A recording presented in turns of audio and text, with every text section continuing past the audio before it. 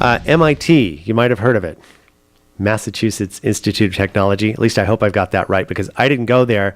But I do have someone here with me who did. And interestingly enough, we think of MIT and we think of programmers, we think of developers, we think of computer stuff and high end. We don't always think of writers coming out of a technical institute. But in this case, expanding upon his experiences while at MIT, I have with me Steve Altus. Good morning. Hey, good morning, George. Thanks for a little closer to the microphone. That'd be great. Oh, sorry. You can even move it around. It's all good. Really? Okay. So let's talk about this. So you had this experience way back in MIT, Yeah. and a little bit of hazing going on back in the day, Right. And somehow that culminated into what was originally a screenplay.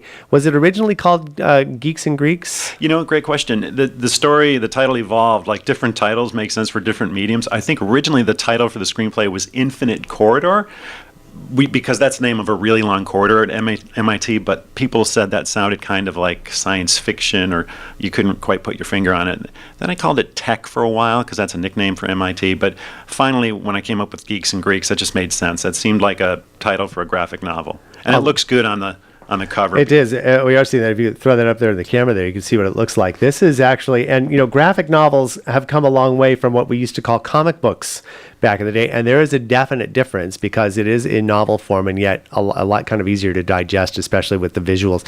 Now, I want to talk about this because this originally didn't start out as a graphic novel. It started out as a screenplay. Right. And the thing was, I went to MIT in the 80s, and that's when all these events pretty much went down. And I didn't know anything about graphic novels, and it really hadn't, become the big thing that it is today. So I wrote it as a screenplay. I didn't write it as a novel because the events were so visual. I mean, if you just flip through this thing, you'll see stuff is smashing and crashing and exploding, and things are happening. So I thought, this feels like a movie to me. So I wrote it as a screenplay. This was back in Virginia.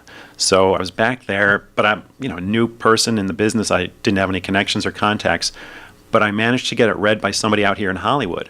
And so that led to my moving from Virginia to Southern California. And here we are. But of course, as we all find out, Hollywood is a hideous goddess sometimes. And it was like the almost, the story Right. of the almost, but not quite. Am I right? Yeah, exactly. We the screenplay was optioned by a gal named Dottie Zicklin, who is probably MIT's most connected graduate in Hollywood. She's produced tons of sitcoms, Dharma and Greg, Caroline in the City, a whole bunch. Really sweet woman, smart. She instantly understood what I was trying to do with the screenplay. And she got it in the hands of Heyday Films. I didn't know who they were. I was like, who's Heyday Films? It turns out that those are the people behind the Harry Potter movies. So for a time, this was slated to be the Harry Potter people's first film after the Harry Potter series, wrapped up.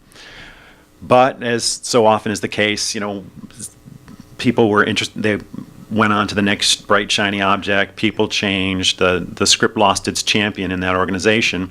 And so I was, back to square one. On the other hand, the script got really improved because they gave me a lot of notes that helped me. Well, that's perfect. And so moving it into the graphic novel phase, now you're not an artist. How did you get this put together? Yeah, it would be a frightening prospect if I was. I think my drawing skills plateaued at stick figures. Exactly. So what I realized is, I needed a professional artist to draw this thing. And so I found a guy named Andy Fish who lives outside of Boston, which is great because he was close to the places where all these events went down, so we could visit them. Incredibly talented, has done work for Marvel and DC. But I realized it was going to take him a year and a half to draw this, and I couldn't ask him to do that on spec. So I ran a Kickstarter a couple of years ago, and we raised $43,000 to underwrite the illustration of it.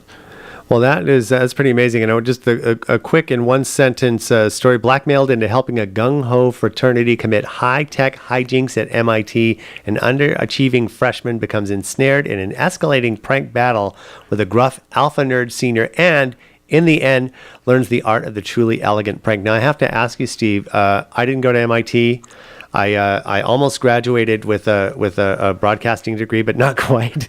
So that's okay. I think my degree was honorary too. Will I be able to enjoy this book or this novel? Yeah, that's the thing. I realized if I wrote this with so that only a genius could understand it, like I would really limit my audience. So, but I think that the guy that wrote Hamilton, Manuel Lin Miranda, he said something that really struck me, which was something like, the trick to writing about geniuses is if you do it well, you can be confused with the real thing. Like I'm not a genius. The people in this graphic novel are smarter than I am, but it's the beauty of having the time to just come up with the line and refine it. So I think everything in here is totally accessible by your average person.